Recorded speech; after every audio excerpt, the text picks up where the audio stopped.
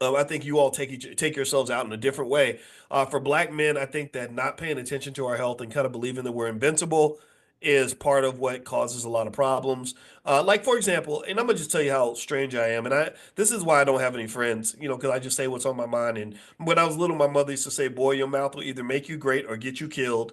I'm curious to see which one," because I would just say stuff that was on my mind. So here's one thing that came to my mind, right? I started thinking there was some lady who was on one of those gossip shows, and she was talking about some celebrity she slept with, and they were all speculating on the size of his junk, like how, what kind of stuff he had going on in the bedroom. Y'all know what I'm talking about. You're all grown here. Most of you are. But I won't say more because I know kids might be here too.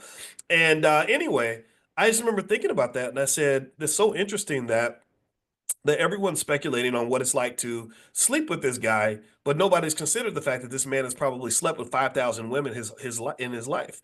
And I just thought about how dangerous and how unhealthy that is, right? And how I personally know people who are in that category, but no one thinks about that. No one even processes that, right? And so what you have, in my view, because I try to understand and see, I try to see things without the filter of political correctness, is you really have this underground epidemic, a health epidemic of, things like STDs and stuff like that. Like in Houston, for example, they'll be like, yeah, in Houston, we had 40,000 new HIV cases in the last year alone, stuff like that, right?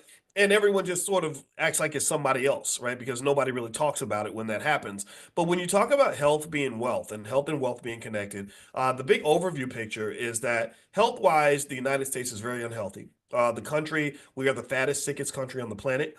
Black people are the fattest and sickest among the fattest and sickest. We are, in the words of Byron Hurt, I think that was his name. Byron Hurt did a documentary years ago, and the documentary is called Soul Food Junkies.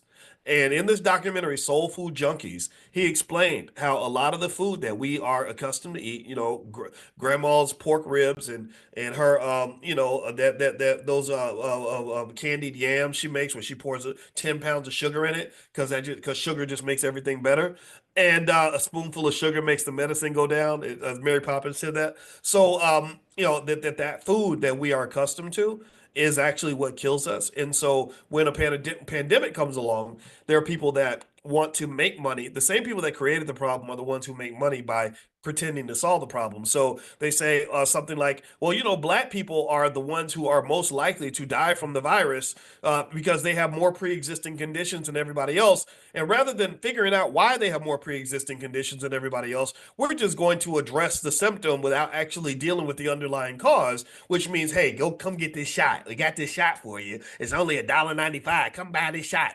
Or the government already paid for it, so we're helping you. We're here to help you, right? And I don't believe these people are here to help us because all the data shows that in America, not only do you have the fattest, sickest country on earth, but you have the most expensive healthcare system on the planet, which means that the system is not doing its job by keeping you healthy. Preventive maintenance is the best way to solve a problem. The best way to solve a problem is to prevent the problem. And that's consciousness. This is a consciousness exercise. Most problems that many people have, in many cases, are problems that could have been solved easiest by preventing the problem. So the best way to solve a problem is not to solve the problem. Do you understand what I'm saying? I'm saying this as a mathematician. Remember, I taught math when I was at University of Kentucky. The best way to solve a problem is not to solve the problem.